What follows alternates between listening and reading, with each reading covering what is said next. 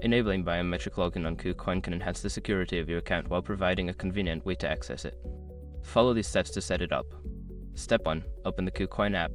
Download and install the KuCoin app from your device's app store. Ensure you have the latest version for the best experience. Step 2. Log into your account. Open the app and log in using your credentials. If you do not have an account, you will need to create one before proceeding. Step 3. Access security settings. Once logged in, navigate to the Profile section. Look for Security Settings or Account Security in the menu options to access your security preferences. Step 4. Enable biometric authentication. In the security settings, find the option for biometric authentication or fingerprint/face ID. Toggle the switch to enable this feature and follow any prompts to confirm your choice. Step 5. Confirm your biometric data. You may need to authenticate your biometric data, fingerprint or face recognition through your device's settings. Follow the on-screen instructions to complete the setup process.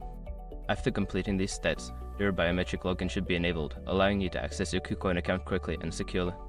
Always ensure your device's security settings are up to date for optimal protection.